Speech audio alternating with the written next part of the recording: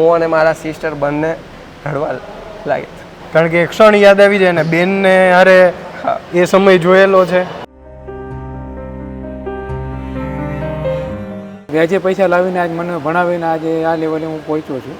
ભણાવવા માટે મિત્રો ભણાવવા માટે વ્યાજે પૈસા લેવા પડે એવી સ્થિતિ હતી. ફાધર એક્સપાયર થઈ ગયા હતા, નાના હતા ત્યાં, નાનપણથી છે. તો એનો સંઘર્ષ તો કંઈક અલગ જ હતો આખો. સાહેબ એની કંઈ વાત જ સીમા નહીં. એ બધું ઘરનું ખેતીવાડીમાં એ મમ્મી હતા એ બધું એરેન્જમેન્ટ કરતા, પછી ભણાવ્યા અને પછી હરવે મમ્મીએ બધાને ભણાવ્યા. બધાએ ભણાવ્યા. આર્થિક પરિસ્થિતિ તમે જુઓ ને તો એક ટૂંકમાં આવ કંઈક નવી વસ્તુ લેવી હોય ને, નાની એવી વસ્તુ, તો બી મારે ફાધરને એકવાર વિચારવું પડે કે આજે આ ખર્ચો કરવો છે. એટલીસ્ટ ટૂંકમાં મારે જ્યારે મંથલી ટૂંકમાં જે ખર્ચો ને જે ફીઝ ને બધું ભરવાનું થાય ત્યારે ટૂંકમાં ટેન્શનમાં આવી જાય મારવાના પૈસા દેવાના છે, તો હું કેવી રીતે તું એને દઈશ, ક્યાંથી ગોતીશ, કેવી રીતે એને મેનેજ કરીશ, હું એને આપીશ. ફાધર એવું કહેતા તું એક કામ કરી નાખ, પાનનો ગલ્લો કરી નાખ. પછી મેં કીધું યાર આ તો મેં કીધું નહીં ભાવે આપણને. વ્યક્તિના જીવનમાં એક એવું પોઈન્ટ આવે કે જ્યાં એકવાર તો વિચાર આવે જ કે આવું તો કેટલી વાર. પિતાએ જે 40 વર્ષની જે એની મહેનત છે ને, પણ એને કોઈ દિવસ એનું ફળ નથી મળ્યું, તો એનું ફળ કદાચ ઈશ્વરે મને આપ્યું છે.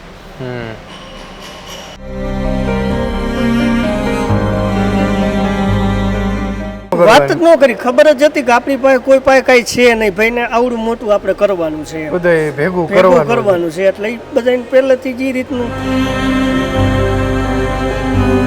ઈશ્વર જે આપે ને ત્યારે એની કંઈ આપણું એમાં નથી કંઈ કરી શકાય. એક કહે છે ને, બે હાથવાળો શું આપી શકે, હજારો હાથવાળો આપે. હા.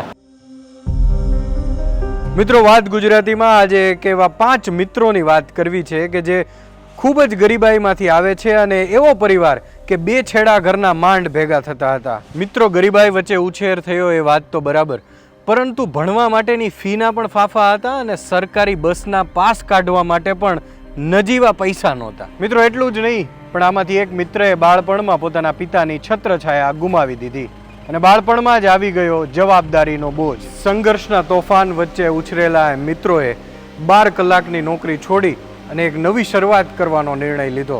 આ નવી શરૂઆત માટે વ્યાજે પૈસા પણ લેવા પડ્યા. મિત્રો, આ સાહસ એમને સફળતા સુધી લઈ ગયું અને આ 5 મિત્રો આ સાહસ કરી અને કરોડોની કંપનીના માલિક બની ગયા છે.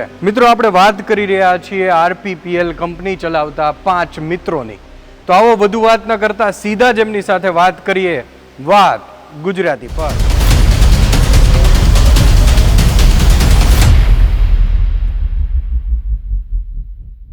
મિત્રો, આપણી સાથે છે પ્રશાંતભાઈ, RPPLના ફાઉન્ડિંગ મેમ્બર. પ્રશાંતભાઈ, એવું કહેવાતું હોય છે કે નાના માણસના સપનાય નાના હોય છે, એક લિમિટથી વધારે વિચારી નથી શકતો કદાચ, ક્યારેક એની પરિસ્થિતિ પણ એમાં હોય છે. ત્યારે આપનો બેકગ્રાઉન્ડ વિશે પણ મને જાણવા મળ્યું છે અને આજે RPPL, તો મને એ શરૂઆતની વાત કરો, એ પરિવારની વાત કરો, એ પિતાની વાત કરો અને એ વાતથી શરૂઆત કરીએ. નમસ્કાર જયરાજભાઈ. હું જો મારી વાત કરું તો મારું નેટિવ છે બાવળા છે, અમદાવાદની પાસે જે ગામ છે. હવે જ્યારે અમે ત્યાં હતા ત્યારે અમારી પરિસ્થિતિ ખૂબ જ નબળી પરિસ્થિતિ કહી શકીએ, કારણ કે મારા ફાધર છે એ દરજી કામ કરતા હતા. બરાબર. અને એમણે લગભગ દરજી કામ પણ એમણે લગભગ 20 વર્ષ સુધી લેબર પેટે દરજી કામ કરે, બીજાની દુકાનમાં જઈને કામ કરવાનું, દુકાનમાં જઈને છૂટક જ. હા, તો એવી રીતે એમણે કામ કરેલું છે. અને જ્યારે અહીંયા મને એડમિશન મળ્યું, અમે 2004માં અમે રાજકોટમાં આવ્યા, ત્યારે મને એડમિશન અહીંયા આગળ ગવર્મેન્ટ પોલિટેકનિક રાજકોટમાં મળ્યું હતું. તો જ્યારે અમે અહીંયા આગળ એડમિશન મળ્યું ત્યારે અહીંયા આગળ અમારે આવવાનું થયું બધા. અમે પછી બધા ફેમિલી સાથે શિફ્ટ થયા 2004માં. અને ત્યારે જે અમારી કન્ડિશન હતી ત્યારે અહીંયા અમને સૌથી વધારે જો અમને સપોર્ટ કર્યો હોય તો મારા મામા છે, એમણે મને અહીંયા સપોર્ટ કર્યો છે. અને એમના સપોર્ટથી જ મેં મારું જે કાંઈ ડિપ્લોમા એન્જિનિયરિંગ જે છે એ એ પણ મેં એમના સપોર્ટથી જ અહીંયા પૂરું કર્યું છે. બાકી જ્યારે અમે ત્યારથી અહીંયા આવ્યા ત્યારે અમારી એવી કોઈ પરિસ્થિતિ નહોતી કે અહીંયા આવીને અમે કંઈ સેટલ થઈ શકે ને કંઈક સેટલ થઈ મોટું વિચારી વિચારી શકે એવી કોઈ અમારી પરિસ્થિતિ નહોતી. ત્યારે ખાલી ગોલ એવો હતો કે ભણવાનું છે આપણે અને કદાચ આ નવી જગ્યાએ આપણને કંઈક નવી ઓપોર્ચ્યુનિટી મળે મળશે. તો તમારા ફાધરનું આટલો સંઘર્ષ, Yes. મતલબ એક એવું બેકગ્રાઉન્ડ કે તમે એ પરિસ્થિતિ બહુ નજીકથી જોઈ છે, એની વચ્ચે અભ્યાસ કરવો અને પછી જે પહેલી નોકરી મળવી, એ પહેલી નોકરીનો અનુભવ ને પહેલા પગારનો અનુભવ કેવો છે ને એ મિત્રોને જણાવો. ભાઈ મારી જે પહેલી નોકરી હતી ને એમાં મેં જે શરૂઆત પહેલી નોકરીથી કરી હતી તો એ નોકરીનો મારો ફર્સ્ટ સેલેરી જે હતો ને 3500 રૂપિયા સેલેરી હતી. 3500 રૂપિયાથી ખાલી શરૂઆત. 3500 રૂપિયાથી મેં શરૂઆત કરી હતી અને એ શરૂઆત મારી હતી 66 kV કુવાડવા સબસ્ટેશનમાં મેં એઝ એ ઓપરેટરની નોકરી ત્યાં મેં શરૂઆત કરી હતી. જ્યારે ડિપ્લોમા પૂરું કરીને હું ત્યાં ઇન્ટરવ્યૂ આપવા ગયો ને ત્યારે કારણ કે કોઈ એવો બેઝિક ફિલ્ડનો કોઈ એક્સપિરિયન્સ નહોતો એટલે ત્યારે આ જે આઉટસોર્સિંગ છે એ બહુ વધારે હતું પ્રચલિત અને એમાં જ મેં 66 kV સબસ્ટેશન્સમાં મેં નોકરી કરી હતી. તો પહેલેથી હું જ્યારથી મેં કેરિયરની શરૂઆત કરીને ત્યારથી જ હું પાવર સેક્ટર સાથે સંકળાયેલો છું અને મેં આ પાવર સેક્ટરને મને વચ્ચે સેલેરી બાબતે મને ઘણી ઓપોર્ચ્યુનિટી પણ મળી હતી, એવું નહોતું, પણ મારું એક ગોલ હતો કે મારે પાવર સેક્ટરને ક્યારેય છોડવું નથી. એટલે હું પહેલેથી પાવર સેક્ટર સાથે સંકળાયેલો છું અને હાલ પણ હું પાવર સેક્ટર સાથે જ સંકળાયેલો છું. મતલબ એ 3500 રૂપિયાના પગારથી શરૂઆત અને પછી એ સફર તમને આરપીપીએલ સુધી કઈ રીતે લઈને આવી, એ જર્ની શું હતી? બેઝિકલી મેં આ જે સબસ્ટેશનની નોકરી કહું છું તો એમાં મેં 3 વર્ષ માટે મેં જોબ કરેલી જે 66 kV સબસ્ટેશનમાં. ત્યાર પછી ત્યાંનું જે હતું એમાં કોઈ નવું શીખવાનું કે એવું કાંઈ હતું નહીં, કારણ કે ત્યાં રૂટીન જે ચેકઅપ હોય એ જ બધું કરવાનું હોય. એટલે ત્યારે એક મગજમાં હતું કે નહીં આપણે કંઈક કરવું છે. તો એના માટે મેં શું કર્યું કે મને ખબર હતી કે અહીંયા હું જોબ કરીશ ને તો હું ક્યારેય નહીં કરી શકું, એટલે મેં એ જોબ છોડી દીધી. એ જોબ છોડવાની વાત છે, ત્યાં અટકાવીશ તમને. પણ જે જોબ કરતા હતા એ કેવી ચેલેન્જિંગ જોબ હતી, એમાં કેવી કેવી ડિફિકલ્ટીઝ, કેવા કેવા વાતાવરણમાં કામ કરવાનું, એના વિશે જણાવો કે કેટલી શ્રમ મળી તમારે. પછી જ્યારે હું હાઈટેક ટ્રાન્સપાવરમાં લાગ્યો, હાઈટેક ટ્રાન્સપાવર એ રાજકોટની બહુ મોટી કંપની છે અને બહુ વેલ નોન કંપની છે. આ કંપની સાથે હું જોડાયો તો આ કંપનીમાં 2011થી 2016 સુધી કામ કર્યું. આ જે કંપનીમાં જ્યારે મેં 2011થી 16 સુધી કામ કર્યું ને એમાં એક વર્ક એવું હતું કે જે 66 kV સબસ્ટેશન્સ કહીએ આપણે, જે બધા કહેતા હોય કે પાવર હાઉસ છે, એના નામથી પણ ઘણા ઓળખતા હોય છે. તો એ પાવર હાઉસનું હેલ્થ ચેકઅપનું કામ કરવાનું હોય, એટલે કે ત્યાં જ ડેઇલી નવા સબસ્ટેશનમાં જવાનું, તેના જે કાંઈ ઇક્વિપમેન્ટ છે, ટ્રાન્સફોર્મર્સ છે, સીટી પીટીસ છે, આ બધાનું રોજે ટેસ્ટિંગ કરવાનું હોય. તો એ ટેસ્ટિંગ કરી અને એનાલાઇઝ કરીને રિપોર્ટ સબમિટ કરવાનો, જેમ આપણે બોડીનું હેલ્થ ચેકઅપ કરીએ એવી રીતે અમે એનું હેલ્થ ચેકઅપ કરતા હતા. હવે આ બધી વસ્તુ એવી છે કે પાવર સ્ટેશન છે એ તો બધા જે ત્યાંની સ્થળે જ રહેવાના છે, એને આપણે લાવી ન શકીએ. તો અમારું વર્ક એટલું ચેલેન્જિંગ હતું કે અમારે રોજ સવારે અહીંયા ધારો કે કચ્છમાં છે તો કચ્છમાં સવારે 8 વાગે પહોંચવાનું હોય. 8 વાગે અમે પહોંચો એટલે અહીંયાથી અમે 4 વાગે નીકળીએ અને 4 વાગે અહીંયાથી નીકળીએ, કચ્છમાં 8 વાગે પહોંચીએ, 8 વાગે શટડાઉન ચાલુ થાય, એનું અમારું કામ પતાવી વળી 4 વાગે અમે ત્યાંથી જઈએ અહીંયા આગળ પહોંચતા રાત્રે 12 વાગી જાય. અને ટાઢ, તડકો, વરસાદ બધામાં કામ કરવાનું. આજે ધારો કે કચ્છમાં છે તો બીજા દિવસે સોમનાથ હોય, ત્રીજા દિવસે પોરબંદર હોય, ચોથા દિવસે ભાવનગર હોય. એટલે આખું સૌરાષ્ટ્ર કચ્છના જે આ કંપની છે તો એ આખા સૌરાષ્ટ્ર કચ્છના બધા જ સેક્ટર, બધા જ સબસ્ટેશનોમાં કામ કરતી. એટલે અમારી એ જે અમારી ચેલેન્જિંગ હતી અને એમાં જ્યારે મે આવે ત્યારે જે 45 ડિગ્રીમાં જે કામ કરવાનું થાય અને જે મેટલ જે એના સ્ટ્રક્ચર કહે છે તો એ સ્ટ્રક્ચર એટલું ગરમ હોય તો એ પકડીને જ્યારે ઉપર ચડીએ ને ત્યારે એમ થાય કે ખરેખર એ જે અમારી સ્ટ્રગલ હતી ને એ, અને જો કે એ સ્ટ્રગલ હતી પણ સામે અમને શીખવા પણ ત્યાંથી જ મળ્યું છે. આજે જે અમારી પાસે જે નોલેજ છે, જે કાંઈ અત્યારે અમારી પાસે ટેકનિકલ સ્કિલ, એ સંઘર્ષ હતો એ આજે સફળતા સુધી લઈ આવ્યો. એ જે અમારો સંઘર્ષ હતો એ જ સફળતા સુધી લઈ આવ્યો છે. અને ત્યાંથી જ આજે મને અથવા તો મારી જાતને કે પ્રશાંત ગોહિલને કોઈ ઓળખતું થયું છે ને તો એ આ 6 વર્ષ દરમિયાન જ ઓળખતા થયા છે. અને એ કંપની તરફથી પણ અમને બહુ બધા ફ્રી હેન્ડ્સ હતા કે કોઈ પણ નવું કંઈ કામ કરવાનું હોય તો ફ્રી હેન્ડ હોય કે ભાઈ તમે કરી શકો, અને એટલે જ અમે શીખી શક્યા છીએ. કારણ કે એ જે ત્યારે જે કામ કરતી હતી એ કંપની કદાચ ગુજરાતમાં બહુ ઓછી કંપનીઓ એવું કામ કરતી હતી, અને એના હિસાબે જ અમે ટેકનિકલી જે અત્યારે અમે સાઉન્ડ છીએ એનું સૌથી મોટું રીઝન એ જ છે કે આજે અમે ટ્રાન્સફોર્મર જેવી પ્રોડક્ટને મેન્યુફેક્ચરિંગ કરી શકીએ છીએ. પ્રશાંતભાઈ, આપણે સંઘર્ષના દિવસોને યાદ કરીએ કે જ્યારે 3500 રૂપિયાનો પગાર અને પિતાજી દરજી કામ કરે, મમ્મી ઘરકામ કરે અને પરિવાર એની જવાબદારી, તો એ સંઘર્ષના દિવસોને યાદ કરો તો શું યાદ આવે? એવી કઈ ક્ષણો તમને આમ કેમ ફિલ્મની અંદર આપણને દેખાતી એમ? ક્યારેક તો પ્રશાંતભાઈને એ બધું યાદ આવતું હશે ને? ઘણી વાર યાદ આવી જતું હોય છે, પણ અત્યારનું મારું શિડ્યુલ બહુ બિઝી હોય છે એટલે નથી આવતું, પણ ક્યારેક એ યાદ આવી જાય ને તો ત્યારે હજી આજે 5 દિવસ પહેલાંની વાત કરું, હું અને મારા સિસ્ટર સાથે વાત કરતો હતો ત્યારે ખરેખર હું અને મારા સિસ્ટર બંને રડવા લાગે. કારણ કે એક ક્ષણ યાદ આવી જાય ને બેનને અરે એ સમય જોયેલો છે. અહીંયા હું તમારા પિતાનું નામ તમે કહો, લોકોને સુધી પહોંચે કે આજે જે કાંઈ છે એનોય સંઘર્ષ એની અંદર બહુ મહત્વનો. હું તો જયરાજભાઈ એક જ વાત કહું છું કે જે કાંઈ મારા પિતાએ જે 40 વર્ષની જે એની મહેનત છે ને, પણ એને કોઈ દિવસ એનું ફળ નથી મળ્યું, તો એનું ફળ કદાચ ઈશ્વરે મને આપ્યું છે. એ દિવસો એમણે જોયા છે, આજે આ સુખના દિવસો જોવે છે, એની અનુભૂતિ શું, એના શબ્દો શું હોય? અરે એ અત્યારે ખરેખર બહુ ખુશ થાય છે અને એને એક પ્રાઉડ થાય છે કે ના ભાઈ આજે ભલે મેં મારી જિંદગીમાં મને કંઈ સફળતા નથી પડી, પણ એને મારી સફળતા પેટે મારા છોકરાને તો આજે સારું છે કે એ એક લેવલે પહોંચી શક્યો છે. અને બીજું પરિવારના લોકો આજે RPPLની સ્થાપના તમે કરી, પછી આટલું સફળતા મળી રહી છે, બહુ ટૂંકા સમયમાં આટલો જબરજસ્ત ગ્રોથ કરી રહ્યા છો તમે, ત્યારે બેન, તમે કીધું બેન સાથે ચર્ચા થતી હતી, શું ચર્ચા થતી હતી બેન સાથે?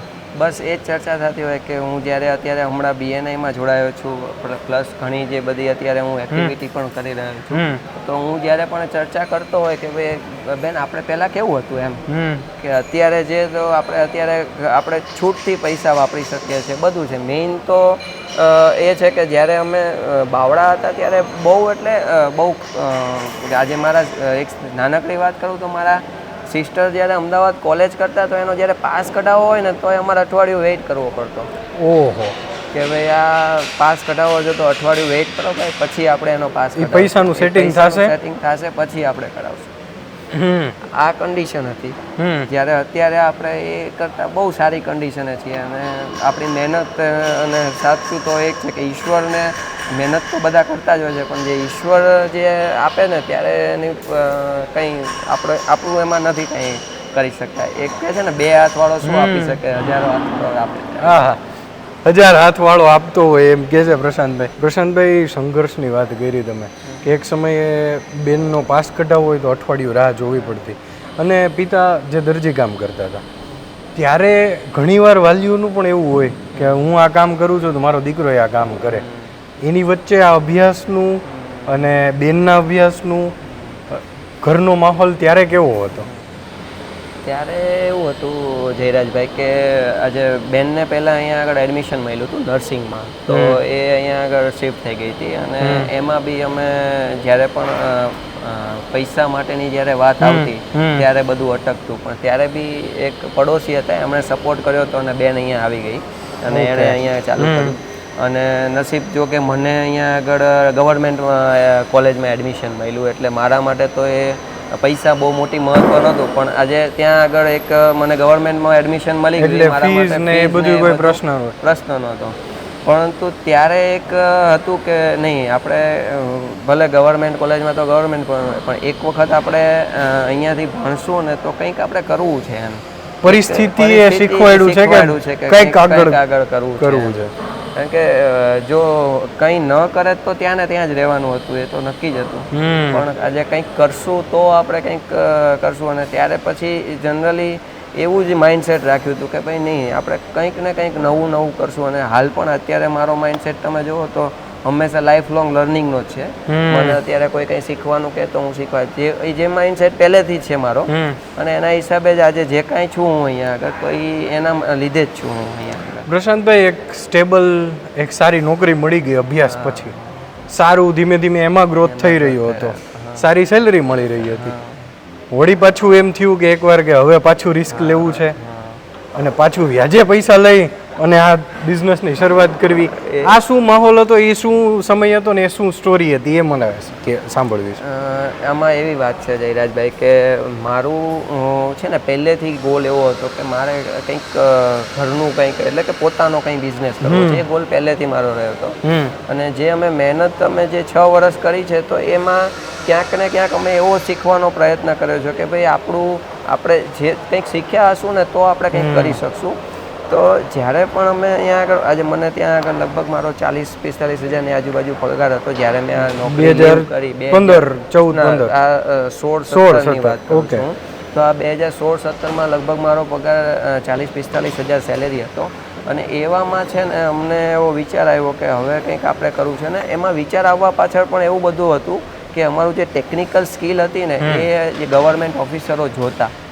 તો એમાં ક્યાંક ને ક્યાંક એ લોકો અમને સજેસ્ટ કરતા કે ભાઈ તમારી પાસે સ્કિલ છે, તમે કંઈક કરશો ને તો તમને કંઈક ગ્રોથ મળશે એમ ઇન્સ્પાયર કરતા અમને એ લોકો. અને એટલે જ અમે 5 મિત્રો હતા તો અમે ભેગા મળીને એવું વિચાર્યું કે ભાઈ આપણે ભેગા મળી અને કંઈક કરશું ને તો આપણે કંઈક લેવલે કરશું. ત્યારે કદાચ અમે આવું કંઈ મેન્યુફેક્ચરિંગ જે અમારું સેગમેન્ટ છે એના માટે અમે ક્યારેય વિચાર્યું પણ નહોતું કે અમે મેન્યુફેક્ચરિંગમાં આવશું એમ.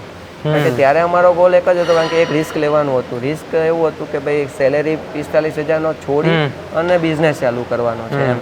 અને જે અમારા જેવા સામાન્ય ફેમિલી માટે તો બહુ વિચારવું જ શક્ય નથી, કારણ કે લોકો વિચારી જ ન શકે. મારા ફાધર તો મને એવું જ કહેતા કે ભાઈ આપણે 5,000નું નહોતા વિચારતા, આપણને 45,000 મળે છે ભાઈ, તું આ બધું સાચી વાત છે. કારણ કે જો આપણે આવો સેલેરી છોડીને કરશું ને કંઈક ઉપર નીચે થશે તો આપણે શું કરશું એમ. અને પછી જોબ ગોતવીને બધું મુશ્કેલ થશે. પણ નહીં, મને મારા ઉપર કોન્ફિડન્સ હતો. અને અમે જે પાર્ટનર્સ અમે જે નક્કી કર્યા, અમે જે એમાં સાથે જોબ કર્યા તો એમનામાં પણ અમને હતું કે ભાઈ બધા સાથે હશું તો કંઈક થશે, કંઈક કરીશું આપણે. અને ત્યારે તો બસ એટલું જ વિઝ્યુઅલ હતું અમારું કે અહીંયા જે પગાર મળે છે ને એ પગાર મળશે એટલે આપણે બધા એટલા નીકળી જાય એટલે ઘણું છે. ઘરે સમજાવવું ત્યારે અઘરું પડ્યું છે. હા, બહુ. મેં લગભગ એના માટે 1 થી 1.5 વર્ષ મહેનત કરી હતી. હું એવું નથી કે પહેલાં અમે 5 જણાએ જ નક્કી કર્યું હતું. એ પહેલાં પણ મારા બીજા મિત્રો બી હતા કે જેમણે મને પ્રપોઝ કર્યું હતું. ઘણા મને ગવર્મેન્ટ ઓફિસરો પણ પ્રપોઝ કરતા કે ભાઈ આપણે આમાં અમે તમને સપોર્ટ કરીએ જો તમારે આગળ જવું હોય તો એમ. પણ એ બધું ફાધરના ગમતું નહોતું થતું કે નહીં મને. પણ જ્યારે મેં એમની પાસે આ 5 ફ્રેન્ડ વાળો ફોર્મ્યુલા મૂક્યો ને તો ખબર નહીં એમને પણ ક્યાંથી એ સીધા એમણે એક્સેપ્ટ જ કરી લીધું કે ના મને વાંધો નથી, તું કર તમ તારે એમ. એ હવે ખબર નહીં એમને એક હશે કે એવું. બાકી એ પહેલાં મેં 2-3 વાર ટ્રાય કરી હતી બીજા પાર્ટનર્સને, એમની સાથે મેં ઇન્ટ્રોડ્યુસ કરાવ્યા હતા ફાધરને, પણ એમણે મને ત્યારે હા નહોતી પાડી. તો આ RPPL અને 5 ફ્રેન્ડ્સ એની શું સ્ટોરી છે? આ 5 ફ્રેન્ડ્સ ને 5 પાર્ટનર્સ છે આજે, તો એની શું સ્ટોરી છે? કઈ રીતે જોડાણા અને આની RPPL શરૂ થયું? અત્યારના જોવા જઈએ તો એ મારા ફ્રેન્ડ્સ કે પાર્ટનર કરતાં પણ અમે ભાઈઓ વધારે છીએ. ક્યાં વાત? આ મેઇન વસ્તુ છે અમારા માટે. અને જ્યારે અમે નોકરી કરતા હતા ત્યારે અમારા બધાનો રોલ અલગ અલગ હતો. આજે હું એમાં જે હાઈટેક ટ્રાન્સપાવર છે એમાં એઝ એ ટેસ્ટિંગ મેનેજર હતો અને બીજા મારા જે બધા એઝ એ ટેસ્ટિંગ એન્જિનિયર એમાં કામ કરી રહ્યા હતા. તો ત્યારે બધાની સ્કિલ બધાની અલગ અલગ હતી. હું એઝ એ લીડ બધાને કરતો, એટલે ત્યારથી અમે એક નક્કી કર્યું હતું કે ભાઈ આપણે બધા ભેગા હશું ને તો કંઈક કરશું આપણે. એવા માઇન્ડસેટથી અમે આ બધું ચાલુ કર્યું. અને લગભગ એમ માનશો ને કે અમને 1 જ વર્ષમાં અમને જે ફીડબેક મળ્યો છે કસ્ટમરનો એ અનબિલીવેબલ હતો અમારા માટે. પહેલા જ વર્ષનો ફીડબેક જે હતો ને એ અનબિલીવેબલ હતો અમારા માટે. અને ત્યારે જ એક કોન્ફિડન્સ બિલ્ડ થયો અમને. અને આમ સાચી વાત કરું ને તો જ્યારે અમે 45,000 પગાર છોડી અને જ્યારે આમાં આવું છું ત્યારે શરૂઆતના જે 3 મહિના હતા ને અમારા માટે એ અમારા માટે બહુ જ ટફ હતા. કારણ કે અમે જ્યારે પણ ફિલ્ડમાં કામ માટે જતા તો એટલો રિસ્પોન્સ મળતો નહીં. અને પહેલું જે કામ અમે કર્યું હતું ને જ્યોતિ CNCનું કર્યું હતું. અચ્છા. અને એ પણ સબમાં કર્યું હતું. ડાયરેક્ટ જ્યોતિ CNC અમને નહોતું આપ્યું, એ સબમાં અમે કામ કર્યું હતું. પણ એ કામ કરવા અમે બધા એક્ટિવા લઈને ગયા હતા. એક્ટિવા લઈ અને મિત્રો એક કંપની શરૂ થાય છે RPPL. 5 મિત્રો શરૂ કરે છે અને પેલું કામ મળે છે ને એક્ટિવા લઈને તમામ મિત્રો એ કામ પૂરું કરવા માટે નીકળે છે. કરવા માટે આજે કદાચ એમની અનેક ગાડીઓ ચાલતી હશે સર્વિસ આજે માટે. અમારી પાસે જે અમે ટેસ્ટિંગનો જે અમારો બિઝનેસ છે એમાં અમારી પાસે 5 ગાડી છે. એ ડેઈલી અમારી 5 ટીમો On field હોય. ફિલ્ડ હોય છે એ લોકો આજે. અને સ્ટાફ કેટલો હશે આજે? આજે અમારી પાસે એ કંપનીમાં ઓન રોલ લગભગ 165 થી 170 લોકોનો સ્ટાફ છે અમારો. મિત્રો અત્યારે 170 લોકોનો સ્ટાફ મેનેજ કરે છે આ 5 મિત્રો તો અને ભાઈઓ. એ ખૂબ સરસ પ્રશાંતભાઈ વાત કરી કે અમે પાર્ટનર્સ નથી, અમે ભાઈઓ છીએ અને એની જેમ જ રહીએ છીએ.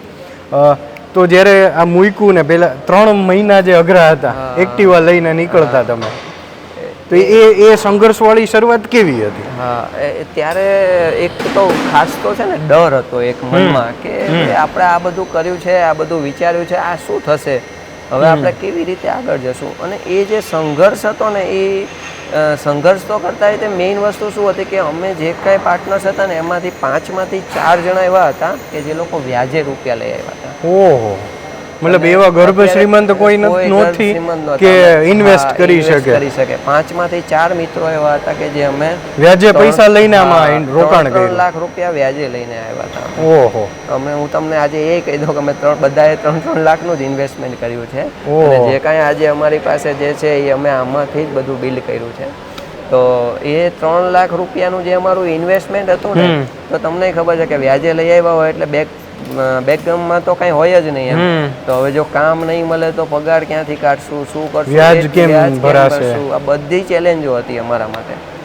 પણ અમારી મહેનત, કુદરતનો સપોર્ટ અને એનાથી જ અમે જે કાંઈ છીએ આજે અહીંયા પહોંચ્યા છીએ. પ્રશાંતભાઈ આપણે વાત કરી પ્રશાંતભાઈની જે 5 મિત્રોની જે સફર છે, સંઘર્ષના બેકગ્રાઉન્ડથી 5 મિત્રો બની આજે ભાઈ બની અને RPPLને ઊભું કર્યું છે એમણે.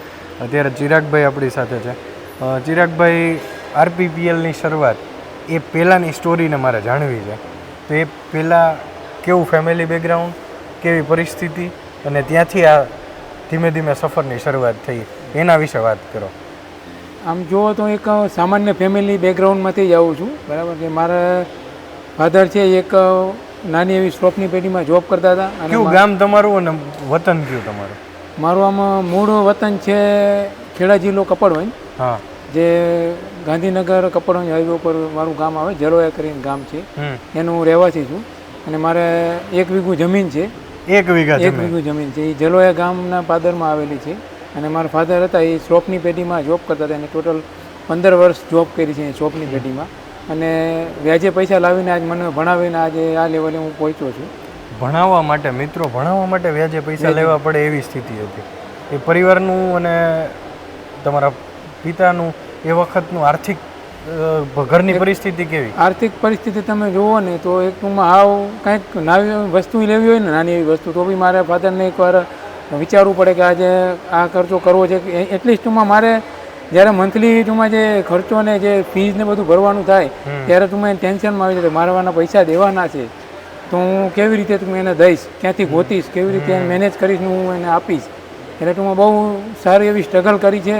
અને સ્ટ્રગલ કર્યા પછી આજે મને ભણાવ્યો છે અને પછી તું માલ લેવલે આજે હું પહોંચ્યો છું. અને પ્રશાંતભાઈને કઈ રીતે તમે મળ્યા અને પહેલી નોકરી વિશે વાત કરો. પહેલી નોકરી કેવી હતી, કેટલી મહેનત પછી મળી પહેલી ફર્સ્ટ નોકરી જોવા જાય તો મારા ફાધરના એક ક્લોઝ ફ્રેન્ડ હતા, એને એક રાજકોટમાં જે કંપની છે હાઈટેક ટ્રાન્સપાવર પ્રાઇવેટ લિમિટેડ કરીને, મેં એનો કોન્ટેક્ટ કરાવ્યો અને હું ને મારા ફાધર બંને ઇન્ટરવ્યૂ માટે આવ્યા અને બધું ઇન્ટરવ્યૂ લીધું અને પાસ આઉટ થયું. પછી મેં અહીંયા જોબ કરી અને મારો ફર્સ્ટ સેલરી 4000 રૂપિયા હતો. ત્યાંથી મેં મારી જર્ની ચાલુ કરી છે.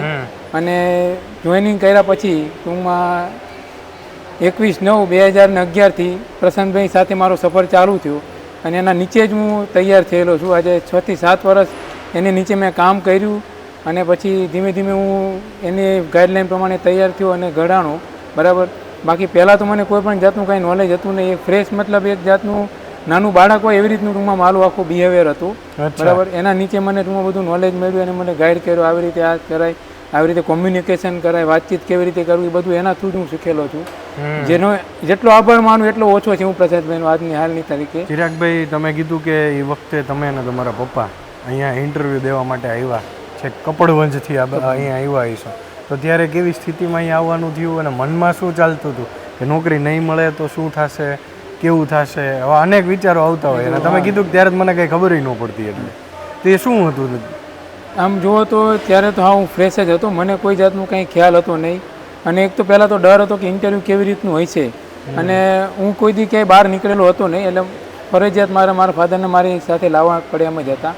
અને એ બી બીક હતી કે હવે મને આમાં સિલેક્ટ થઈશ કે નહીં થઈ, કેમ કે એક રેફરન્સ થ્રુ હતો એટલે થોડો કોન્ફિડન્સ તો હતો કે લગભગ જોબ મળી જ જશે, પણ એક ટેકનિકલ નોલેજ એવું બધું હતું નહીં અને કોમ્યુનિકેશનનું હતું, એટલે હું કેવી રીતે જવાબ આપીશ શું છે, થોડોક બીક હતી મને કે હું પાસ આઉટ થઈ કે નહીં ઇન્ટરવ્યૂમાં.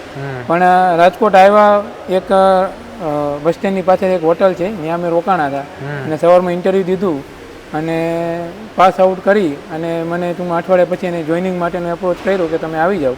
અને મારી ફર્સ્ટ જોઈનિંગ હતું એ ખંભાત એક સાઇટ હતી હાઈટેક ટ્રાન્સપાવર પ્રાઇવેટ લિમિટેડની, ત્યાં હું ફર્સ્ટ મિટિંગ મારી પ્રશાંતભાઈ સાથે ત્યાં થઈ હતી, સોલાર પાવર પ્લાન્ટ પ્રોજેક્ટ. ત્યારે કાંઈ નહોતી ખબર પડતી, ખબર નહોતું કેમ વાત કરવી, શું કરવું. આજે તમે કેટલો સ્ટાફ મેનેજ કરો છો, કેટલા કર્મચારીઓ સાથે સંકલન કરીને કામ કરો છો? આજે જુઓ તો આરપીપીએલમાં ટોટલ 170 મેમ્બર કામ કરે છે અને બધા સાથે હવે ટૂંકમાં કેવી રીતે વાત કરવી, કેવી રીતે કોમ્યુનિકેશન કરવું, કેવી રીતે મેનેજ કરવા, એ બધું ધીમે ધીમે પ્રશાંતભાઈ પાસેથી શીખી અને આજ આ લેવલે અમે પહોંચ્યા છીએ. અને જ્યારે આ શરૂઆત કરવાની હતી કંપની, વ્યાજે પૈસા લેવાના હતા, તો ત્યારે કેવું થયું કે ભાઈ એક નોકરી સારી છે, પગારે મળે છે, તોય પછી નોકરી મૂકી દેવાની થઈ, તો એ સ્થિતિ કેવી હતી? એ સ્થિતિમાં એક આપણે ચર્ચા કરીએ તો ત્યારે બી જ્યારે અમે વિચાર્યું કે હવે નોકરી મૂકી અને હવે કંઈક નાના એવા બિઝનેસ તરફ અને સર્વિસનું એક કામ ચાલુ કરવું છે, ત્યારે અમે જ્યારે સર્વિસમાં જતા હતા, જોબ ઉપર હતા, ત્યારે સાંજે લગભગ 10-11 વાગે જ્યારે બી પાછા આવીએ અમે, ત્યારે એક ગાર્ડન હતો, એ ગાર્ડનમાં અમે બધા અહીંયા ભેગા થતા હતા, સાંજે ચર્ચા કરતા હતા 10 વાગ્યા પછી. એટલે રાત્રે પેલા કામ પૂરું કરી આવવાનું, દિવસનું નોકરી પૂરી થઈ જાય, ગાર્ડનમાં ભેગું થવાનું બધા પાર્ટનર, કે કેવી રીતે આપણે ટૂંકમાં સ્ટ્રેટેજી બનાવીએ, પ્લાન કરીએ કે હવે ધીમે આપણા પોતાનો બિઝનેસ ચાલુ કરવો છે, તો એ બાબતે અમે ચર્ચા અહીંયા ગાર્ડનમાં ભેગા થઈને બધા અમે જે હતા 5 જણા મિત્રો એ અમે ચર્ચા કરતા હતા અને ધીમે પર ડે થોડું અપડેટ કરીને સ્ટ્રેટેજી બનાવી અને એને અમલમાં મૂકી અને પછી અમે ધીરે ધીરે નાનો એવો સર્વિસનો બિઝનેસ ચાલુ કર્યો હતો અને પછી મેન્યુફેક્ચરિંગ ને બધું જે અત્યારે જોઈ રહ્યા છીએ આપણે. અત્યારે એ ગાર્ડન પાસેથી નીકળો તો શું વિચાર આવે?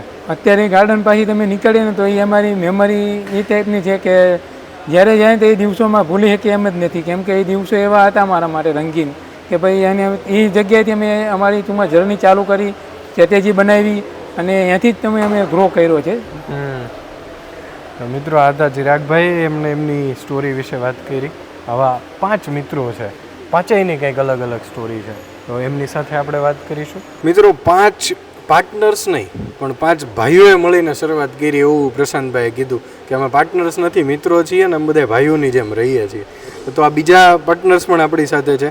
દરેક લોકો દરેક જેટલા પણ પાર્ટનર્સ છે બધા બહુ સામાન્ય સ્થિતિમાંથી આવે છે. વિપુલભાઈ, તમે જ્યારે નોકરીની શરૂઆત કરી પછી આ આરપીપીએલ ને બધું થયું, તો એ સંઘર્ષના દિવસો યાદ કરો કે કઈ રીતે શરૂઆત કરી હતી, ક્યાં હતા, આજે ક્યાં પહોંચી ગયા છે, એને યાદ કરો તો એ શું યાદ આવે છે બધું? હવે એમનું કહું ને પેલું કે જ્યારે મેં આઈટીઆઈ કરતો ગોંડલ અને ત્યાર પછી એપ્રેન્ટિસ મેં ટંકારા કરેલું અને ત્યાર પછી શરૂઆતમાં પ્રશાંતભાઈ અમારા ઓપરેટર હતા 66 કેવી સબસ્ટેશનની અંદર, ત્યારે હું એનો ટેકનિશિયન હતો. પછી પ્રશાંતભાઈ ત્યાંથી આગળ જતા રહ્યા, ત્યાર પછી મેં માનો ને કે 2 વર્ષ લગી સબસ્ટેશનમાં રહ્યો. પછી મેં કીધું કંઈક નવું વિચારીએ. પછી પ્રશાંતભાઈ મને એક ટેસ્ટિંગની ઓફર આપી કે તું આવતો રહે ને બધાને થઈ જશે. મેં કે સારું હાલો, તો અહીંયાથી જોબ મૂકીને સીધો જ હું પછી ટેસ્ટિંગની અંદર જતો રહ્યો. એ લગભગ માનો ને 5 વર્ષ અમે ચિરાગભાઈ જોડે બધાએ એક સાથે નોકરી બધી કરીને પછી માનો કે ટેસ્ટિંગમાં કંઈક અલગ કરીએ એવું કંઈક વિચાર્યું. પછી આમ જેમ ચિરાગભાઈ કીધું એવી રીતે કે માનો કે ગાર્ડનમાં જાય ને પછી વિચારીએ રાત્રે નોકરી પૂરી કરીને ચર્ચા કરવાની બધા ભેગા થઈને કે હવે નવીન શું કરશું કંઈક. પછી માનો કે હજી અમારી લાઈન તો હતી જ ટેસ્ટિંગની, એ ટેસ્ટિંગમાં કીધું જંપ લાવીએ. પછી સારું એવું મતલબ આઈડિયો આવી ગયો કે ના બરોબર છે. અને પણ એમને આજે પૈસા લઈને ભેગું કરવાનું હા, હતું, વ્યાજે નોકરી મૂકવાની નોકરી હતી, મૂકવાની. તો એટલે પરિવાર ને બધું કઈ રીતે અને ત્યારે તો શું હતું કે ત્યારે તો હું માનો કે નાઇટમાં એ રીતે કરતો કે ત્યાંથી ટેસ્ટિંગમાંથી આવીને પછી નાઇટમાં સીએનસી મશીન છે ડેરી એ હાંકવા જતો. ભાઈ ડબલમાં કંઈક તો મતલબ પૂરું તો કરવું જ પડશે. એટલે ડબલ નોકરી કરતો ત્યારે કહેવાય ને ડબલ શિફ્ટ. એટલે સુવાનો ટાઈમ કે એ વધીને બપોરે આમ રેસ્ટ મળે કે ભાઈ 2 કલાક સુઈ જાવ, હાલો સુઈ જાવ. એટલે એવી રીતે રેસ્ટ કરીને પછી એ છે પછી રૂમ ખર્ચો ના ને તેને એવું બધું ઘણું સ્ટ્રગલમાં તો જુઓ ને ઘણું કરેલું છે એની કે મતલબ બહુ જાજુ. તો પછી તો શું છે કે બધા ભેગા થઈને કીધું હવે કંઈક નવી લાઈનઅપ પ્રશાંતભાઈ થ્રુ નવી લાઈનઅપ ચાલુ કરી અને ઘણું અત્યારે ઘણી મતલબ આગળ જ પહોંચી ગયા કે નોકરી પહેલાની વાત કરવી હોય તો પરિવાર વિશે, પરિવારના બેકગ્રાઉન્ડ વિશે કયો તો કઈ? પરિવારમાં એવું છે ફાધર છે એ ખેતી સંભાળે છે અને અમે જો કે હું હોસ્ટેલમાં જ ભણ્યો છું. 7માંથી હોસ્ટેલમાં જતો રહ્યો હતો. એટલે પછી માનો 10માં હું ફેલ થયો હતો. અચ્છા. પછી બીજી 2 ટ્રાય આપીને પાછો મેં કીધું ચાલો ને કંઈક નવું વેતું કરીએ. પછી પાછો પાસ થઈ ગયો. પછી મારા ફાધર એવું કહેતા ભાઈ તું એક કામ કરી નાખ, પાનનો ગલ્લો કરી નાખ. પછી મેં કીધું યાર આ તો મેં કીધું નહીં ભાવે આપણને. મેં કીધું આપણે આ કંઈ કરવું નથી. પછી મારો એક ફ્રેન્ડ હતો મને કહે કે કામ કર, આઈટીઆઈ કરી નાખ. એને જોડે ગોંડલ. પછી મેં કીધું હાલ ને કંઈક જે થાય પછી જોયું જઈએ. આઈટીઆઈમાં જંપલાવી દીધું. ત્યાર પછી માનો ને કે પરિસ્થિતિ તો મીડિયમ હતી, ખેતી ઉપર જ હતું બધું. એટલે ફાધરનો એટલો થોડો ઘણો સપોર્ટ મતલબ આમ સારો એવો ગણે ને તોય હાલે કે તારે જે કરવું હોય ઘરને. પછી મેં કીધું કાંઈ વાંધો નહીં ચાલો. એ રીતનું બધું આગળ વધતા ગયા. ના અત્યારે ટૂંકમાં જ્યારે એ ટેસ્ટિંગ લાઈફમાં ઘણું સ્ટ્રગલ કર્યું કે દિવસ રાત એક કરીને રોડ જ નકરામાં આપ્યા છે બસ. એ જે 4 વર્ષ અહીંયાથી માનો ટેસ્ટિંગ પૂરું થયું એક જગ્યાએ, ત્યાંથી બીજી જગ્યાએ ઇમરજન્સી આવી ગઈ, ત્યાં જે હતું એટલે આમ દિવસ રાત સંઘર્ષ કર્યો છે, એમાં કંઈ બાકી નથી રાખ્યું. બાકી અને આજે એ સફળતા મળી છે. તો હજી એવું કે માનો કે કોઈ એમ કે આ વસ્તુ અંદર કોઈક એમ કે આ વસ્તુ નથી થતી તો હારે મિત્રો તો એ રહે એ પૂરું તો થઈ જ જાય. ન થાય એવું તો બને જ નહીં. અને તમારા 5 જણા વચ્ચે બોન્ડિંગ કેવું? અરે એમાં કાંઈ કરી ભાઈઓથી ને આમ ગણો ને તો વિશેષ એમ કે એ જ કીધું પ્રશાંતભાઈ કે અમે પાર્ટનર્સ નથી, ભાઈઓ છીએ. અમારે એકબીજાને ગમે ત્યારે એની ટાઈમ અમારે મતલબ આમ કોઈ એવું નહીં કે ભાઈ પાર્ટનર ભાઈ બેઠો છે ભાઈ ઓકે એમાં કાંઈ નહીં. તો મિત્રો આ બોન્ડિંગની વાત છે. આપણી સાથે બીજા પાર્ટનર છે, એમના શું નામ છે તમારું? મારું નામ વિવેક સુજિત્રા છે. આરપીપીએલ સાથે જોડાવાનું કેવી રીતે પ્રશાંતભાઈ જોડાણા, કેવી રીતે શું થયું એ આખી સ્ટોરી જાણવી છે. સ્ટાર્ટિંગમાં ફેમિલી બેકગ્રાઉન્ડથી હું તમને વાત કરું કે ફાઇનાન્શિયલી કોઈ એવું બર્ડન કે એવું કંઈ નહોતું, કેમ કે મારા ફાધર જેટકોમાં હતા. અત્યારે હાલે રિટાયર્ડ થઈ ગયા છે. પણ પહેલેથી આમ કહીએ ને તો ગર્ભ શ્રીમંત. ઓકે, ફેમિલીનું કંઈ ચિંતા નહોતી, કંઈ સ્ટ્રગલ નથી, બહુ ચિંતા નહોતી, ઈઝી લાઈફ. હા, એટલે જનરલી શું હોય કે આમ કોલેજ લાઈફમાં હોય એટલે આમ બધું મોજ મસ્તી કરી લેવાની ને આપણે ગંભીરતા નહીં. ગંભીરતા જીવનમાં કહીએ તો ગંભીર શું છે ને એ ખ્યાલ જ નથી. પણ દરેક વ્યક્તિના જીવનમાં એક એવું પોઈન્ટ આવે કે જ્યાં ને એકવાર તો વિચાર આવે જ કે આવું તો કેટલી વાર એમ ટર્નિંગ પોઈન્ટ જેને કહીએ ને આપણે. ટર્નિંગ પોઈન્ટ એ હતો કે હું જ્યારે જોડાણો ને એની સ્ટાર્ટિંગમાં મેં 66 kVના સબસ્ટેશન આવે એમાં ઓપરેટર તરીકે હતો. તો એમાં શું હોય કે જનરલી સેલેરી એકદમ નીચી હોય એમ, પણ આપણે તો ઘટતું નહોતું એટલે આપણે સેલેરી જોતા નહીં, જોવાની જ નથી. હા, પણ સેલેરી કરતા ખર્ચો વધારે હતો. એમાં મારી સ્ટાર્ટિંગ સેલેરી કંઈક 6000 હતી અને હું ગાડી લઈને આવતો જતો આપણે જામનગર હાઈવે પર પડધરી પાસે. તો મારે મંથલી ફ્યુલ ચાર્જ હું ખાલી ગણું તો એક 10,000 થઈ જતો, કેમ કે પાછું મેઇન ઠેકાણે તો પહોંચ્યા ન હોય, આપણે પાછા ફરવાઈ ગયા હોય. એટલે ગંભીરતા નહીં જીવનમાં, એવું જીવન હતું. હા, એટલે પછી એમ થયું કે આ તો આવી રીતે આપણે આગળ ના વધી શકીએ, કે જે સિરિયસનેસ આવવી જોઈએ એ પ્રશાંતભાઈને મળ્યો. ત્યારબાદ આરપીપીએલમાં જોડાણો અને પછી શું જીવનમાં બદલાવ આવ્યો? પછી જીવનમાં ખાસો બદલાવ આવ્યો, કેમ કે આમ તમે જુઓ ને તો પહેલાંનો વિવેક અને અત્યારનો વિવેક હાથી ઘોડાનો ફરક છે. કે આમ પહેલાં કહો ને તો બધી વસ્તુઓ આમ સામેથી ચાલીને મારી પાસે આવતી કે મારે ઇવન જવું ના પડે, એની કિંમત કે એની વેલ્યુ નો વેલ્યુએશન ના હોય એમ કે ઇઝીલી બધું મળતું હોય એટલે એટલી વેલ્યુ ના કહી શકાય એમ. પણ હવે એક માની લ્યો કે આમ કંઈક વસ્તુ હોય ને તો એની વેલ્યુ હોય આપણને કે ના આ વસ્તુની આટલી કિંમતથી મતલબ નથી, પણ કઈ રીતે આપણી પાસે આવે છે ને એ મહત્વનું છે, કેમ મળે છે. વાહ.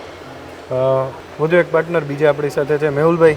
મેહુલભાઈ, આરપીપીએલ અને આ નોકરી અને આ બધી વસ્તુની શરૂઆત થતાં પહેલાંનો પારિવારિક સંઘર્ષ કેટલો અને આજની સફળતાનો આનંદ કેટલો? અરે થઈએ તો મારે પરિવારમાં તો એવું હતું જે કે ફાધર એક્સપાયર થઈ ગયા હતા નાના હતા ત્યાં નાનપણથી છે, તો એનો સંઘર્ષ તો કંઈક અલગ જ હતો આખો. સાહેબ એની કંઈ વાત જ સીમા નહીં. એ બધું ઘરનું ખેતીવાડીમાં એ મમ્મી હતા એ બધું એરેન્જમેન્ટ કરતા, પછી ભણાવ્યા અને પછી હરવે મમ્મીએ બધાને ભણાવ્યા, બધાએ ભણાવ્યા. અને આગળ પછી આવી રીતના તમને કીધું કે ફ્રેન્ડ સર્કલ જે કર્યું એમાંથી પછી હરવે હરવે વધતા ગયા છે. મતલબ બાળપણમાં જે પરિસ્થિતિ જોયેલી છે કે કંઈક નવું કરવું, કંઈક મોટું કરવું. કારણ કે જિમ્મેદારી જે એક મોટી આવી ગઈ હતી બાળપણથી કે એ કરવાનું છે, એ આપણા સિવાય બીજું કોઈ કરી શકવાનું નથી, તો આપણે જ કરવાનું. એટલે એ એક સંઘર્ષ લઈને જ આગળ વધ્યા છે. અને આજે આ સફળતા મળ્યા પછી, આ સફળતા મળ્યા પછી ઘણો આનંદ છે અત્યારે, એની કોઈ સીમા નથી. અને મમ્મીને કેટલો આનંદ? એને ઘણો બધો એને આનંદ.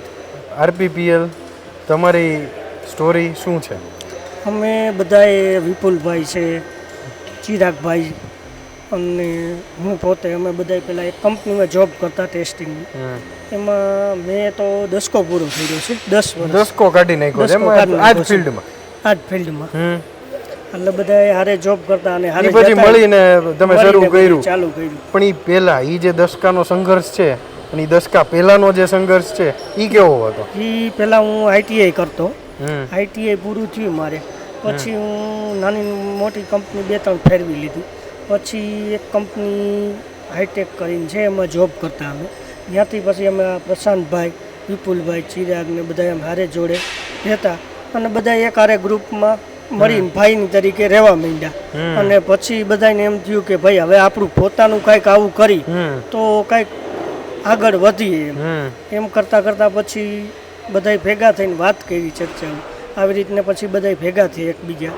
પછી હરવે મિટિંગ ચાલુ, ભાઈ કેમ પૈસા કાઢશું, કઈ રીતનું કરશું. વ્યાજે લેવા થોડા અઘરા નો લાગ્યા ત્યારે એ સમયે? તો બધું અઘરું લાગ્યું બધું. પણ તો એ નોકરી મૂકીને એ સાહસ કર્યું તમે?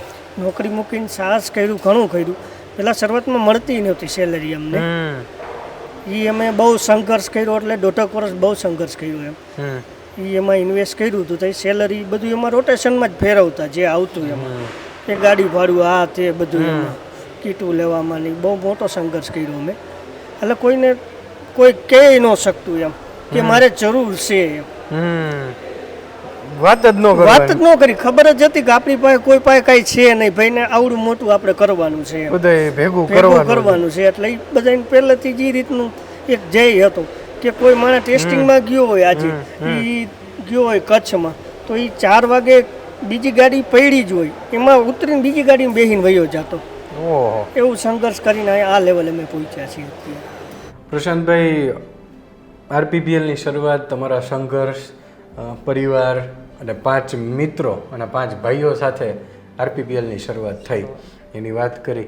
પણ જ્યારે તમે કીધું કે બહુ વિષમ પરિસ્થિતિમાં પારિવારિક બેકગ્રાઉન્ડ અને દરેક તમારા પાર્ટનર્સ છે, કોઈ ગર્ભ શ્રીમંત નથી, બધાએ 3-3 લાખ વ્યાજે લઈ અને આ વસ્તુની શરૂઆત કરી, આરપીપીએલની કંપનીની શરૂઆત કરી તમે.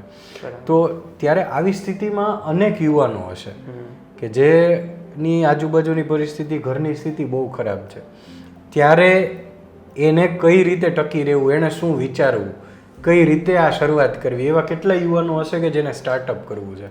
તો આવા યુવાનોને અમારા માધ્યમથી તમે શું કહેવા માંગશો? આપના માધ્યમથી એક જ સંદેશ આપવા માંગીશ કે જે કાંઈ પણ અમે અત્યારે જે કાંઈ પણ પહોંચ્યા છીએ તો એનું શું રીઝન છે, તો કે અમે મહેનત અને લર્નિંગથી જ અહીંયા પહોંચ્યા છીએ. અત્યારના યુવાનો છે ને એવું છે કે એમાં હિંમત નથી, પોતાના ઉપર જ કોન્ફિડન્સ નથી હોતો, બીજા આજુબાજુવાળા કે એમાં ફોકસ થઈ જાય છે. તો પહેલા તો પોતાના ઉપર કોન્ફિડન્સ હશે તો બીજા એમના ઉપર કોન્ફિડન્સ એટલે ભરોસો કરશે. અને તો જ એ કંઈક કરી શકશે જીવનમાં. હવે એમાં ઘણીવાર કેવું હોય છે કે તમે શરૂઆત કરો ને ત્યારે એવું હોય કે ભાઈ ક્યાં પહોંચશું, શું થશું, એવા બધા પ્રશ્નાર્થો હોય છે. પરંતુ એવું નથી હોતું. જ્યારે તમે એક વખત જંપલાવો ને ત્યારે તમને આપોઆપ બધા રસ્તા મળવા માંડે છે.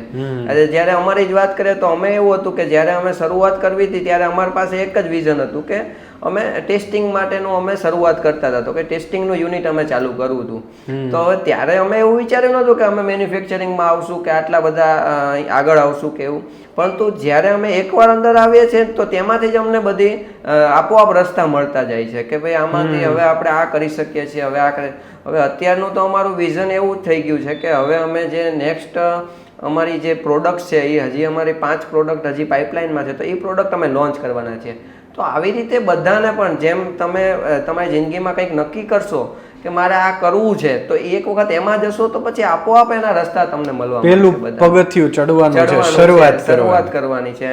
તમે ઘણીવાર એવું હોય છે કે ભાઈ સક્સેસ માટે શું હોય, તો સક્સેસ માટે કઈ ને પહેલું જે પગથિયું છે ને એ જ હાર્ડ હોય છે બધા માટે. એક વખત તમે એ ચડી જશો ને પછી તમે સ્મૂથલી તમને કહો, અને પછી તો એક વખત તમે કોઈ કરશો ને તો પછી તમને અનુભવ તમારો કામ આવશે એમ. કે પહેલે શરૂઆત જે હોય છે ને એ વિધાઉટ એક્સપિરિયન્સ હોય છે, પણ જ્યારે પછી તમે બીજી શરૂઆત કરો છો ને તો એ વિથ એક્સપિરિયન્સ હોય છે તમારા માટે.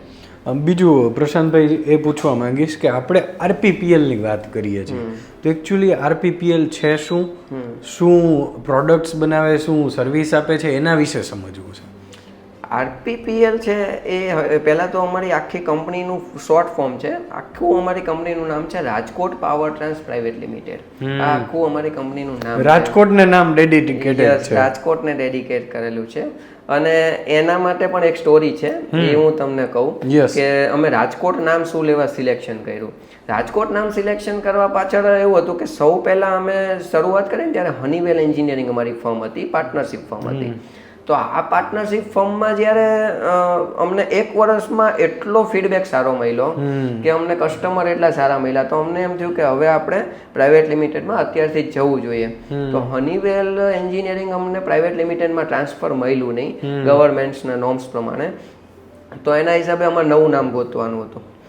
આ નવું નામ ગોતવામાં અમારા માટે ચેલેન્જ હતી કે ભાઈ અમને બહુ બધા કોમ્પ્લિકેટેડ નામ સાથે જવું ને એ અમને થોડુંક ઓડ લાગતું હતું.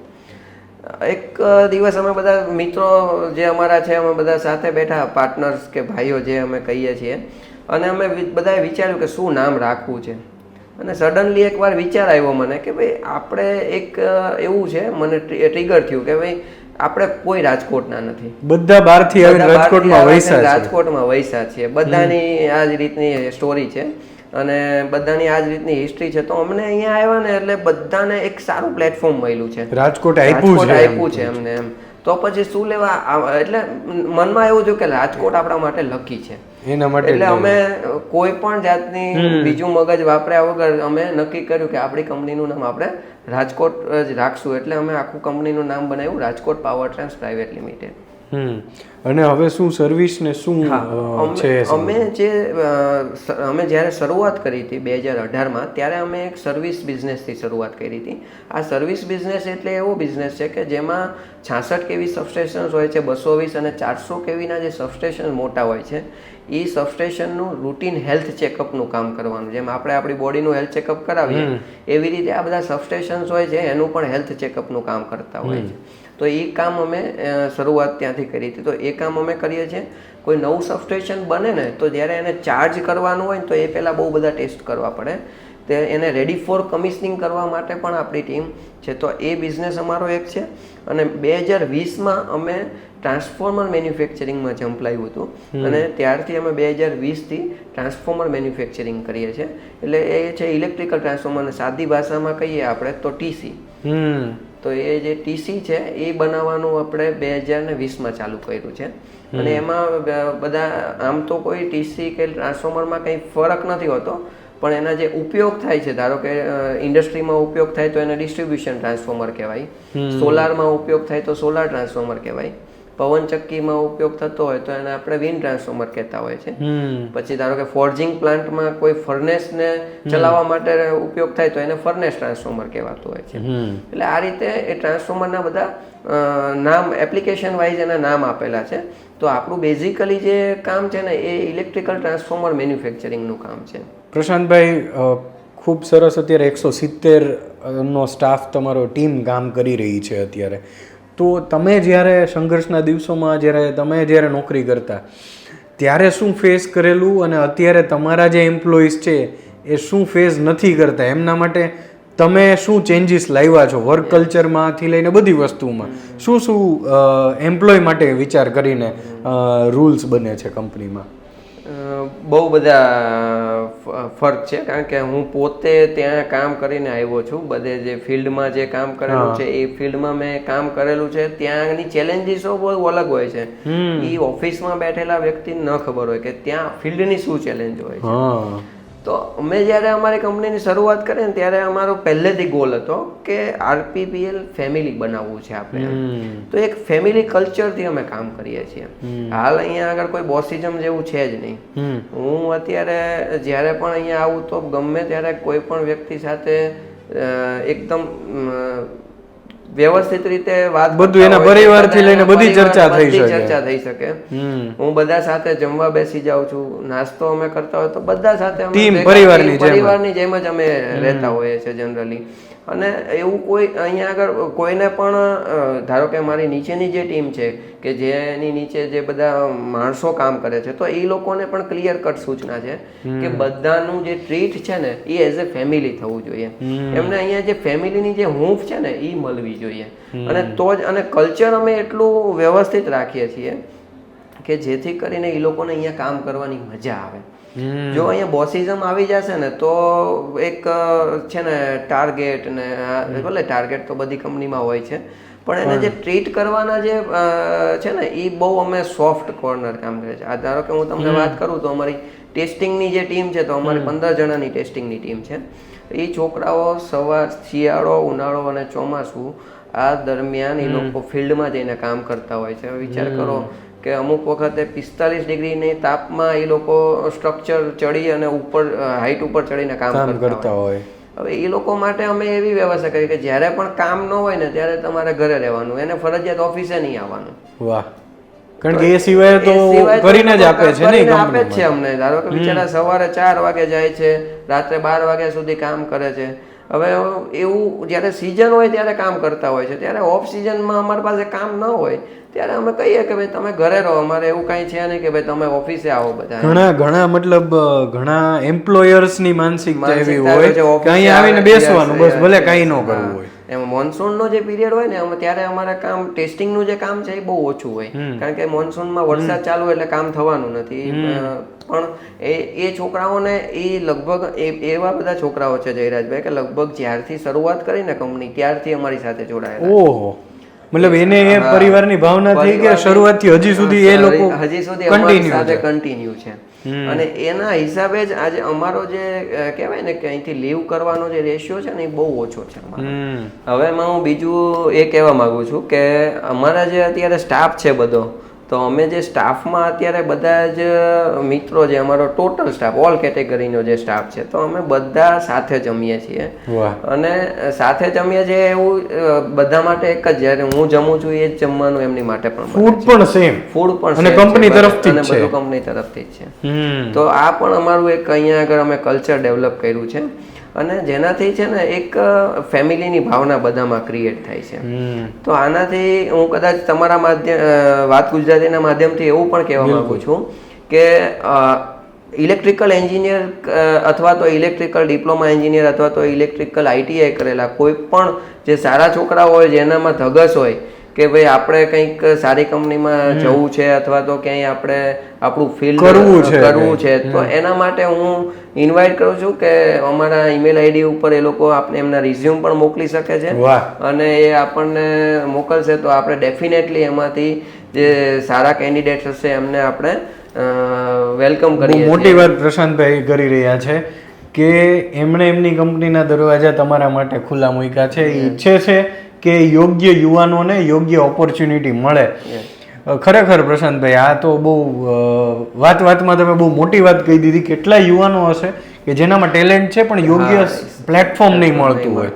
તો તમારે એ પ્લેટફોર્મ જોઈએ છે, તમે પ્રશાંતભાઈએ કીધું એ કેટેગરી સાથે કનેક્ટેડ છો, RPPLમાં જોડાવા માંગો છો, તો તમને ડિસ્ક્રિપ્શનમાં મે બી હું મેલ આઈડી મૂકી દઈશ, તો તમે એમાં રિઝ્યુમ મોકલાવી શકો છો અને RPPLને કનેક્ટ કરીને તમારું ઇન્ટરવ્યૂ સેટઅપ થઈ શકે છે જો તમે શોર્ટલિસ્ટ થશો તો. યસ. બહુ મોટી વાત કરી તમે જ્યારે ઇન્ટરવ્યૂ દેવા જતા અને મતલબ એ જે સંઘર્ષવાળો સમયને યાદ કરો તો શું તમને મેમરી યાદ થાય? બહુ બધું, કારણ કે ત્યારે તો તમને ખબર છે કે આટલું ઇન્ટરનેટનું કંઈ પ્રચલિત નહોતું. જ્યારે મારે 2007-8માં જોબ ગોતવાની હતી ત્યારે એવું કાંઈ હતું નહીં એમ. ત્યારે તો મેં પોતે લગભગ છે ને 35 કંપનીનું લિસ્ટ બનાવ્યું હતું સાયબર કેફેમાં જઈને, અને બધાના એડ્રેસ ગોઈતા હતા, બધાને કુરિયર કર્યા હતા. ત્યારે ફિઝિકલ રિઝ્યુમ મોકલતા હતા. આવું બધું ત્યારે અમે ધકાઈ બહુ થતા હતા. પણ હવે અત્યારનો યુગ તમને ખબર છે ડિજિટલ યુગ છે, તો આ એક માધ્યમથી તમને ખબર છે કે બહુ બધી એપ્લિકેશનો આવી શકે છે, ઇઝી થઈ ગયું છે અત્યારે બધા માટે. અમારો જે સંઘર્ષ હતો એ કંઈક અલગ જ સંઘર્ષ હતો. અને અત્યારે મેં એવું સાંભળ્યું છે પ્રશાંતભાઈ કે અહીંયા ઘણા લોકો ઇન્ટરવ્યુ દેવા માટે પણ આવેલા હતા, એ લોકોને પણ તમે જમાડીને મોકલો? હા. અને ડેફિનેટલી છે ને, આજે કોઈ વ્યક્તિ ધારો કે પોરબંદર થી આવે છે કે ભાઈ સોમનાથ થી આવે છે, દૂરથી આવતા હોય, હવે અહીંયા આગળ આવે તો એને પહેલું એ સિલેક્ટ થાય ના થાય બધી પછીની વસ્તુ છે, પણ અહીંયા આવશે, એ જમીને જશે તો યાદ કરશે આપણને કે ભાઈ હા કે ભાઈ આપણે ત્યાં ગયા હતા, ભલે આપણું સિલેક્શન ના થયું પણ એ લોકોએ આપણને એવા ઘણી જગ્યાએ તમે એવી રીતે દૂર સુધી ગયેલા છીએ. હા. ખૂબ સરસ મિત્રો, પ્રશાંતભાઈનો એક પ્રયત્ન છે એમની ટીમનો કે સારા એમ્પ્લોયને પણ હાયર કરવા છે ને સારી ક્વોલિટીનું કામ કરવું છે, અને યુવાનો માટે એમના RPPLના દરવાજા ખુલ્લા છે. લાયકાત હોય તમારી અંદર, તમારે સારા પ્લેટફોર્મની જરૂર છે તો તમે એમની કોન્ટેક્ટ કરી શકો છો, તમારું રિઝ્યુમ મોકલાવી શકો છો અને જોડાઈ શકો છો RPPL સાથે. પ્રશાંતભાઈ, અંતિમ સવાલ, તમારી જે સર્વિસ છે, તમારી જે પ્રોડક્ટ છે એ ખૂબ વિશાળ છે, પણ કેવા લોકોને તમે આ પ્રોડક્ટ દ્વારા મદદ કરી શકો, કઈ કેટેગરીના લોકો તમારી સાથે જોડાઈ શકે, એને સમજવું હોય તો એ સરળ ભાષામાં થોડું સમજાવો. સરળ ભાષામાં સમજાવું તો જે ડિસ્ટ્રીબ્યુશન ટ્રાન્સફોર્મર છે, તો ડિસ્ટ્રીબ્યુશન ટ્રાન્સફોર્મરનો ઉપયોગ છે ને એ ઇન્ડસ્ટ્રીયલમાં થતો હોય છે. તો જે લોકોને HT કનેક્શન આવતું હોય પોતાનું, તો એ લોકોને ડિસ્ટ્રીબ્યુશન ટ્રાન્સફોર્મરની રિક્વાયરમેન્ટ હોય છે. જો અને સોલાર જે ટ્રાન્સફોર્મર છે, તો સોલાર ટ્રાન્સફોર્મર માટે જે લોકો સોલાર EPCના કોન્ટ્રાક્ટર હોય છે, જે લોકો આખું સોલારનું કામ રાખતા હોય છે, એ લોકો પણ અમને કનેક્ટ કરી શકે છે. અને જે સોલાર પ્લાન્ટ પોતે બનાવતા હોય છે એ લોકો પણ અમારી સાથે કનેક્ટ કરી શકે છે. અને રાજકોટ તો તમને ખબર છે ફોર્જિંગનું હબ છે, તો જે લોકો ફોર્જિંગ પ્લાન્ટ બનાવતા હોય છે તો ત્યાં પણ આપણે આપણું ટ્રાન્સફોર્મર સપ્લાય કરી શકીએ છીએ. ઓકે મિત્રો, ખૂબ પ્રેરણાદાયી એમની જર્ની છે, એમની આખી ટીમની વાત આપણે સાંભળી. કેટલા યુવાનો, હજારો યુવકોને આ એમની સ્ટોરી પ્રેરણા આપે છે અને સતત એવો વિકાસ કરી રહ્યા છે, સતત બિઝનેસ ગ્રોથ કરી રહ્યા છે. તો તમારે એમનો કોન્ટેક્ટ કરવો હોય, એમની ટીમનો કોન્ટેક્ટ કરવો હોય તો સ્ક્રીન ઉપર નંબર આવી રહ્યો છે, એમાં કોન્ટેક્ટ કરી શકો છો. એમને મળવું હોય તો એમની અપોઇન્ટમેન્ટ પણ તમે બુક કરાવી શકો છો, અને બાકીની બધી ડિટેલ નીચે ડિસ્ક્રિપ્શન બોક્સની અંદર મળી જશે. તો આવી જ કંઈક પ્રેરણાદાયી વાતો કરતા રહીશું અને ફરી મળીશું વાત ગુજરાતી પર.